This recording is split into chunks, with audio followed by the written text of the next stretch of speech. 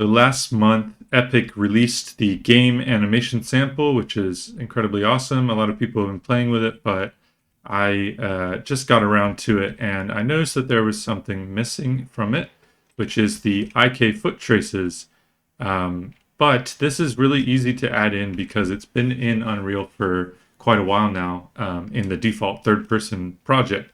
So what I've done is I've just taken it out of there, stuck it in here, and there you go. You can see what that looks like now on, and it makes a really big difference for getting these kind of naturalistic poses. Um, I'm sure they had a good reason for not adding it in yet, and this is still a work in progress, but if you are like me and you want to see it in there a little early, stick around and I will show you how to do that. So the first thing I did was I just added these stairs in so that you can test them because it doesn't work as well when the foot's hanging off the edge of a really tall ledge.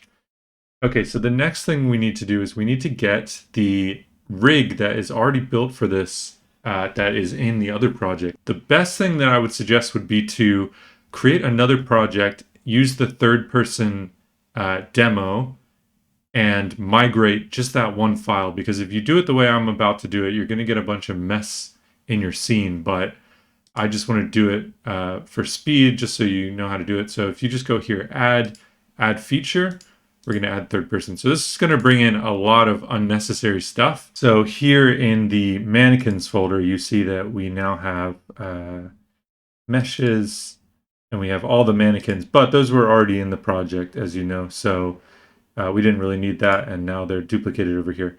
But the reason I did this is because there's one thing that they don't have, and that is this IK foot rig that I want to steal. This one here, basic foot IK. So let's just, you don't have to do this. This is just for organization, but I'm going to put that into the Unreal 5 mannequins folder and in rigs, which is where it would be if it was in this project. And then we can really delete the rest. So yeah, once again, do it the better way on your machine if you can to avoid the duplicate assets. Okay, so now there's not much to do really. It's quite quick to do this. So you're going to type sandbox in the search here, and you're going to find the animation blueprint that is being run on all of the characters in this project. So all we need to do here is we need to add the control rig here.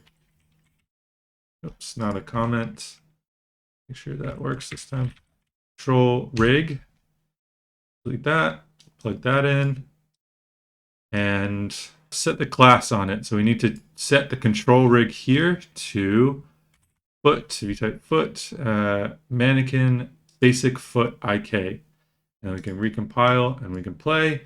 And this is still not going to work. And that is because there's a switch that is on the rig that needs to be enabled for this to work. And that is determined by whether or not the character is jumping. So if you look at the mannequin blueprint, I'll show you in a second. So we just need to add this pin here, and then let's just turn it on permanently for starters.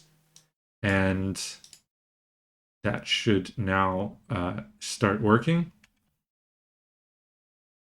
Okay, let's go over to the staircase.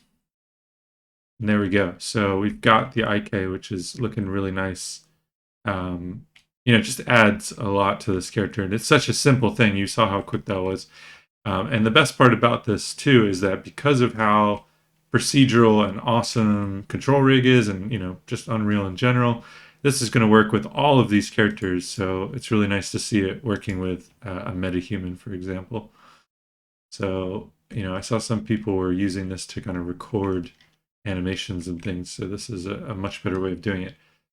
So yeah, you could stop the video here, but just because we want to do it a little more professionally, I'm going to go one step further and I'm going to set up that jump detection because it's actually really easy too.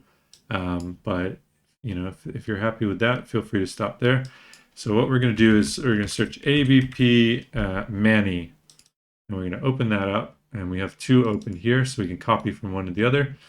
And if we go to the anim graph, we can see that he is not falling. So when he is not falling, the IK is active, which means that if he's in the air jumping, that's not going to work.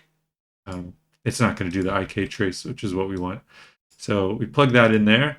This is not a variable yet, so we need to right click and say create variable, and we can compile, and that looks like it would work, but as you know, that variable is not doing anything. It's just a variable that we just created. It's always going to be set to false, and that will never activate.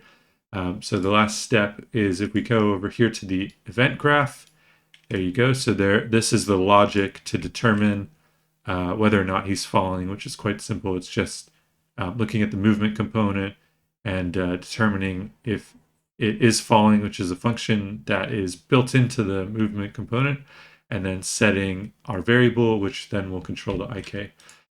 So we're going to come over here to the anim graph, and I'm just going to put it right here at the end of the sequence. But the movement component in here, this is a variable. If we look back at this one here, that variable is defined here. It's we cast to the character, we set the character, and we get the movement component, and then we set that to a variable. So it's called movement component over here. But if we look back at the references, which is in here at the initialize, double click on it, you see that this is called character movement. So it's just using a different name. Instead of movement component, we need to find character movement. Character movement. If we get that right on there, that will replace it. We'll compile it. And now, it's not terribly noticeable, but, I'm sure it's going to help in the long run because there could be some weird stuff, right? As he's landing, it starts to do IK. That wouldn't look very good. So, all right. Thanks for watching, guys. Hope you enjoyed it.